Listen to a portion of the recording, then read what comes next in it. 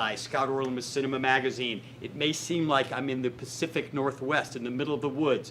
Close. I'm actually in Portland, Oregon, on the set of the incredible studio of Laika, which has brought to you Paranormal, Kubo, and the Two Strings. Their new movie is called Missing Link.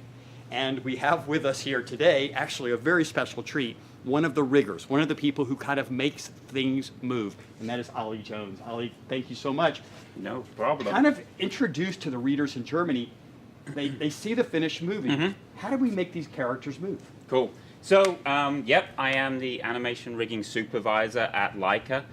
What you can see before us is a rig that we use to move puppets, props, and set pieces. We developed this apparatus to give the animator full control over the puppets. As you can see, we have these different axes. We have X, Y, and Z. So it's kind of like a big Etch-a-Sketch, which allows us to move the puppet in 3D space.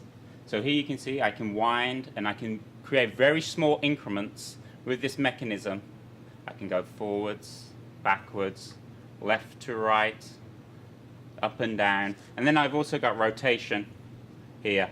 Very, very small increments, a lot of control. And I'll just show you around the back here. And then we have another axis of movement right here. And this is because when we're shooting one frame at a time, so we have to defy gravity. As you see, like, I can move him, I can move his limbs, his body's not going to move on top of that. Just kind of break it down a little bit. How many joints, how many different bendable positions can you actually take a character like that? So this character, he's based mainly on, a human skeleton, right? So he has pivot points in his toes, his ankles, his knees, his hips. He's got a double joint in the spine, he's got shoulders, he's got a swivel in the upper arm and a swivel in the lower arm as well, and then he has articulated fingers, kind of like little wires that are twisted around for each one of those digits. And then he has a neck joint which is split into two pieces, and also, let me show you, and then you can also take the face on and off. How many of you would like to do like that?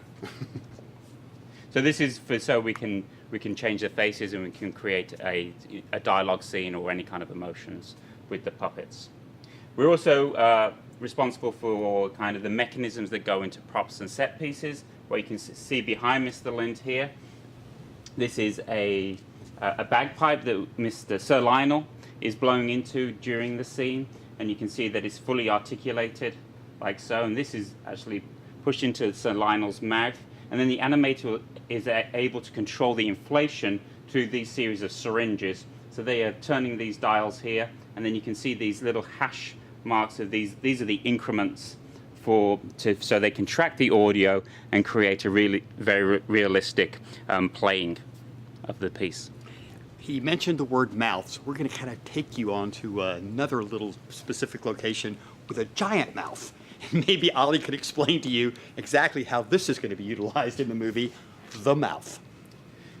So very often we do close-ups in the movie, and our puppets are very small. You could just see they're about between 8 and 10 inches high. So sometimes they break scale. So very often we do 200%, 300%. This is a 600% mouth. This is very overscale. The reason that we produce this is because it's a shot actually that's taken from inside the mouth looking back at Sir Lionel on the other side. So we shot Sir Lionel on green, we comped him into the scene, we put the camera here, and then we're able to produce animation by moving these dials very much in a similar aspect to what you saw with the small puppet over there. We can then dial in the animation here. We also have the cheeks, unwinders like so. And my favorite part? And then we also can get some tongue animation like this. And this is to produce a very fine resolution. The camera is really up close to the asset. We're not going to get any chatter that would come with replacement animation, and we're also going to have like the resolution of the asset. So we're not going to break scale. We're not going to take the audience outside of the picture. Well, actually, this is incredible. And just to kind of let the audience know how logistically challenged this is, how many of these different sets do you have here at Laika? So for this movie, we were working across 90 sets. So if you imagine we have Mr. Link, we may have 30 Mr. Links. We have, upwards of 30 animators at any one time across 90 sets. So we're shooting simultaneously like 45 shots at a time. So people feel like, or understand that stop motion is a very slow process. It's very slow for the animator, but the whole ecosystem around them is very, very quick to compensate. Well, thank you for being the missing link to make a movie like this work. I really appreciate it. Yeah, no problem. This is Scott Orlin. Till next time.